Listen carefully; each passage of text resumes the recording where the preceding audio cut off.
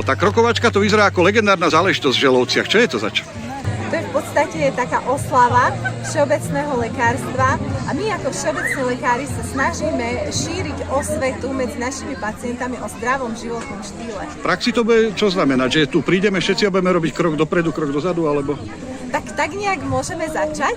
Teraz nám preteká naša inštruktorka Nordic Walkingu, pani magistra Zuzka Balová.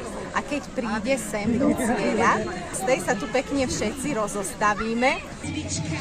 Poriadne, pani doktorka. Poriadne, mama pani doktorky. Poriadne, pani učiteľka. Snažím sa. Poriadne, pani sestrička. Ja mám pre vás dokonca XXL tričko, keby ste to na seba Ja potrebujem natiahli. 3XL. Je to perfektné, no tak možno tá krokovačka vám pomôže, aby na budúci rok vám stačilo to 1XL. Pani inštruktorka, čo je dôležité pri tejto chôdzi?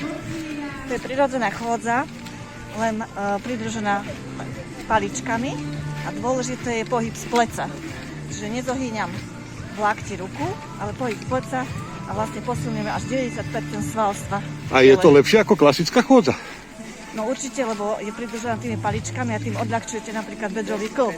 Tým, že odpichujete paličku, tak odľahčujete bedrový kĺb. A robia to poriadne tí za vami? Nedá sa to naučiť teraz za 10-15 minút, ale ja si myslím, že... Ja som si všimol, že sa radšej neobzeráte. Idem sa teraz obzerať, lebo horšie je to na asfalte, teraz prejdeme na asfalt, takže tam si to teraz všimnem, že ako ľudia za mnou ako zapichujú tú paličku, pretože nie je dôležité rýchlo chodiť, ale správne chodiť pri walkingu.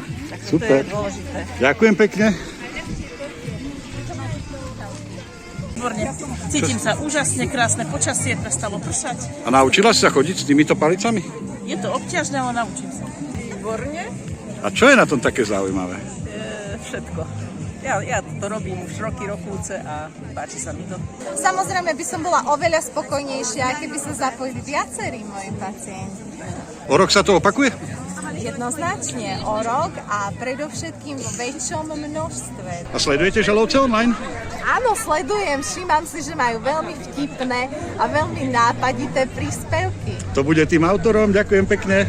Tak ja sa teším, ako ten autor tam napíše nejaký príspevok práve o tej krokovačke, ako vlastne si Želovčania zakráčali, ako urobili niečo pre seba, ako sa naučili techniku chôdze, pretože pri Nordic Walkingu sa zapája až 90% svalov.